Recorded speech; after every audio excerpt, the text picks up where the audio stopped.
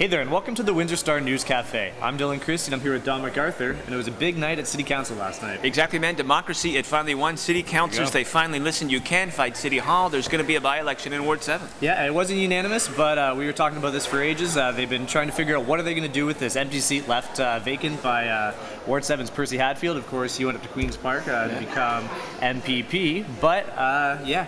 It wasn't an easy solution. Council voted before to kind of appoint someone at their choosing, and that did not go over well.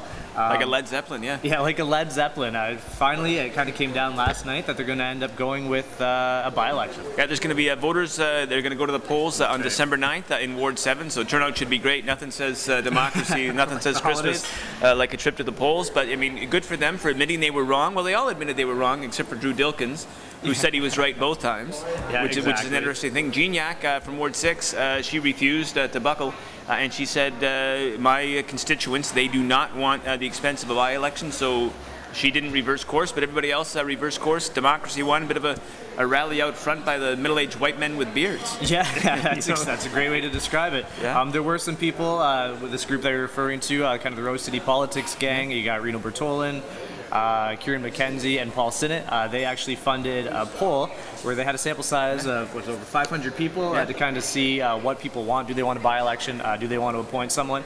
And through their poll, which they said is accurate by like, what, a 3%? 3.1, 19 times out of 20. 19 times out of 20, that they wanted a by-election. So that's a pretty good sample size. It's pretty accurate. And that's what they got. I think a number of them spoke last night at council, and they were saying, like you said, that democracy won. Exactly. So the nomination deadline is October 25th at 2 p.m. Exactly. Any city resident or city taxpayer age 18 and up is eligible to run with a $100 non-refundable deposit. And already Ernie the Bacon Man, and that is his official name, I rolled into work this morning. He was talking to WinStar Pearson there out front. He's throwing his hat in the ring.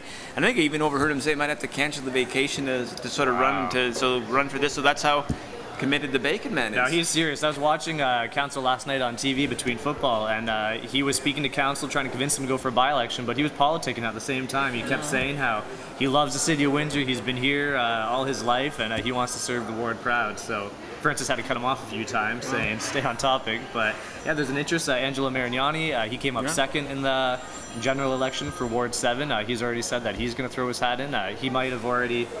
Last I heard, there were 2 people this morning that had thrown their name in, so he could be one of them. So it should be good. Okay, we're going to show you some great images right now. Eddie Francis, he sort of released these last night, and it's about that pedestrian underpass over by the art gallery. He says it's not a tunnel. He took a lot of heat from that. People are like, what do we need a tunnel for? Like, because you picture like this really dreary, dark, like urine-stained tunnel going underneath Riverside, but no, look at these pictures. It's pretty beautiful. A pedestrian plaza, he calls it. Oh, it's like a breezeway. There's a tree-lined Riverside Drive. There's an outdoor movie theater. It's really done well. There's ponds, a lot of seating areas. So this is just one idea. This obviously isn't final. What council decided on last night was they approved spending up to $150,000 to bring in a consultant to kind of go through new ideas that they're going to receive through a series of ward meetings later this fall. So they want the community to come out, be creative, come up with ideas for this space, and then this consultant will kind of help sort through them. Yeah, I mean, great. So take a look at the photos. Go to those ward meetings. Let your city councilors know what you want to see. Of course, the big enduring debate in Windsor is whether that Riverfront Plaza, from here in Walker there to, the Ambassador Bridge should be a ribbon of green, or whether there should be commercial development. Should there be a transient arena, fountains, mini putt? Let us know, man. That's really one of the major things that kind of defines this community, is that ribbon of green along the river. So it's ours. Let's take care of it. Nope, should be good. Staying in municipal politics, they had a little east. There's some kind of confusion or some drama going on in the town of Tecumseh. Tecumseh Mayor Gary McNamara is using town stationery and resources apparently to help promote his annual golf tournament. Yeah, like he has this golf tournament for charity. It's not registered charity. There's no charitable numbers, but no one's suggesting there's anything untoward there. But he gives money to places like John McGivney. This year he wants to give it to the St. Clair College Sportsplex. He wants to do the angioplasty unit next year at Hotel Dew.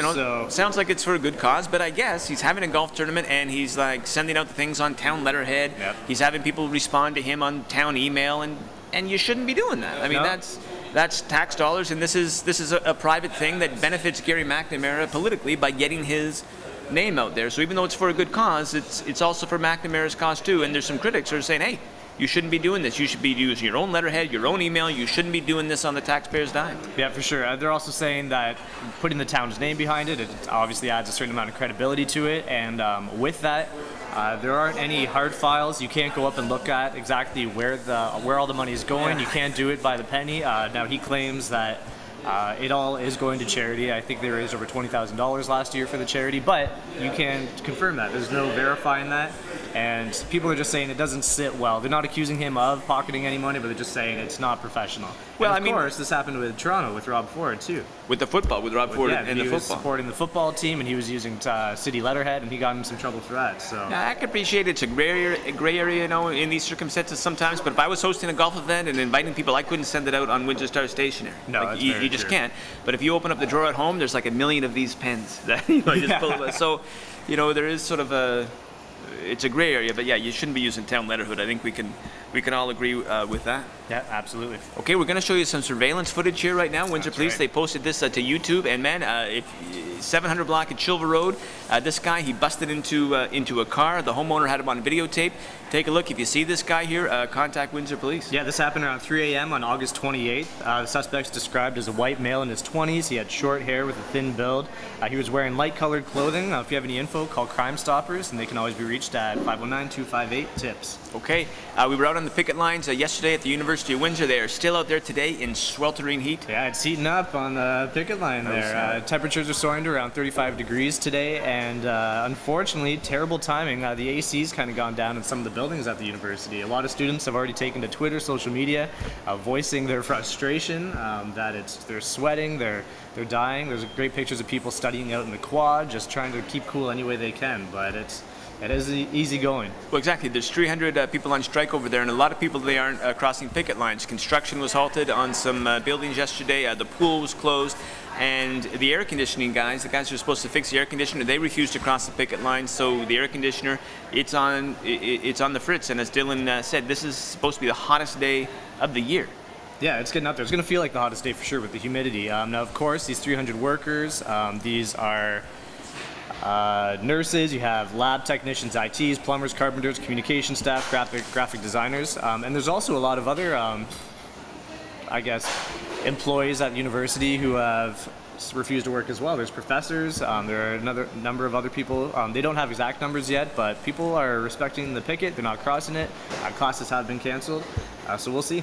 Yeah, it's turned into a real mess out there. We're going to head out there. Photographer Chris Thompson later in the day, give you the latest, but things are hot out there, and don't worry, it should cool down, I guess, by the weekend. 19 on Friday and 20 on Saturday and Sunday. Yeah, perfect. They've actually done some extreme things, so I just want to throw this in. There was one QP 1393 member, Tory James, who's a photographer at the university. He was actually going to spend the night at the university, sleeping outside, I think with his dog, to make sure that the AC repair people didn't sneak in and fix it. So they're committed, that's for sure. They're committed, just like those guys who waited to see Dolph Ziggler. There you go, exactly. Okay, this has been WinStarCafe. Thanks for tuning in.